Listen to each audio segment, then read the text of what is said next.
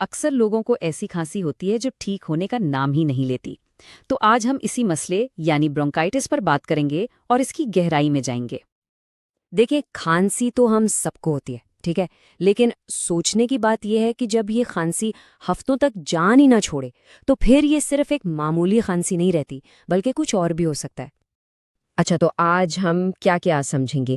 سب سے پہلے دیکھیں گے کہ برونکائٹس ہے کیا، پھر اس کی قسموں پر بات کریں گے، اس کی علامات اور وجوہات کیا ہیں، ہومیوپیتھک علاج کا تعارف، اور آخر میں سب سے ضروری بات کہ اس سے بچا کیسے جائے۔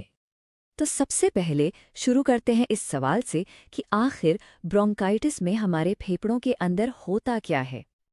دیکھیں، بہت آسان لفظوں میں سمجھیں تو یہ ہمارے پھیپھڑوں تک ہوا پہنچانے والی نالیوں کی سوزش ہے، بالکل ایسے جیسے ہوا کی پائپ لائنز ہوں، اور جب ان میں سوجن آ جائے تو پھر ظاہر ہے کھانسی، سانس لیتے ہوئے سیٹی جیسی آواز اور سینے میں جکڑن، یہ ساری علامتیں سامنے آنے لگتی ہیں۔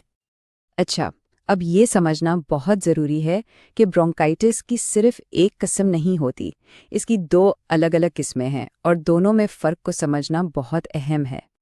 ایک طرف ہے ایکیوٹ برونکائٹس، یہ وہ ہے جو اکثر نزلہ زکام کے بعد ہوتا ہے اور کچھ ہفتوں میں خود ہی ٹھیک ہو جاتا ہے۔ لیکن دوسری طرف ہے کرونک برونکائٹس، یہ ایک زیادہ سنگین اور لمبا چلنے والا مسئلہ ہے، اور اس کا تعلق اکثر ہماری عادتوں سے ہوتا ہے، خاص طور پر سگریٹ نوشی سے۔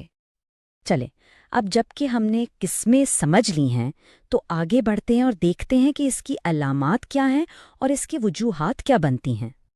تو جو سب سے بڑی اور واضح علامت ہے وہ ہے بلغم والی کھانسی، لیکن صرف یہی نہیں، اس کے ساتھ ساتھ تھکاوٹ محسوس ہونا، سانس لینے میں مشکل ہونا اور خاص طور پر سانس لیتے وقت سیٹی جیسی آواز آنا، یہ سب بھی اس کی نشانیاں ہو سکتی ہیں۔ اب سوال یہ ہے کہ یہ علامتیں آتی کہاں سے ہیں؟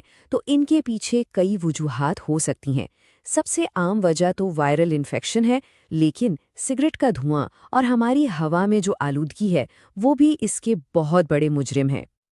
اچھا، تو علامات تو ہم نے سمجھ لی، اب ذرا دیکھتے ہیں کہ ہومیوپیتھی اس پورے مسئلے کو کس طرح دیکھتی ہے اور اس کا کیا زاویہ ہے۔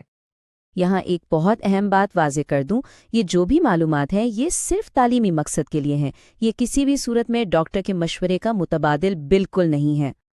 اس سلائیڈ میں ایک بہت دلچسپ بات ہے، ہومیوپیتھی میں ایسا نہیں ہوتا کہ بس بیماری کا نام سنا اور دوا دے دی، نہیں، یہاں ہر مریض کی خاص علامات کو دیکھا جاتا ہے اور اسی کے حساب سے دوا منتخب کی جاتی ہے۔ دیکھیں، بیماری کو سمجھنا تو بہت ضروری ہے، لیکن اس سے بھی زیادہ اہم بات یہ جاننا ہے کہ ہم خود کو اس سے بچا کیسے سکتے ہیں، ہے نا؟ تو یہ سلائیڈ ہمیں بچاؤ کے لیے ایک پورا روڈ میپ دے رہی ہے، اور اس میں سب سے اہم قدم ہے سگریٹ نوشی چھوڑنا، اس کے ساتھ ساتھ ظاہر ہے آلودگی سے بچنا اور اپنے جسم کی قوت مدافعت کو مضبوط رکھنا بھی بہت ضروری ہے۔ اور یہاں ہم پہنچتے ہیں سب سے اہم بات پر، وہ یہ کہ کبھی بھی خود سے علاج نہ کریں، ہمیشہ کسی ماہر ڈاکٹر سے مشورہ کریں، کیونکہ صحت سے زیادہ قیمتی چیز کوئی نہیں ہے۔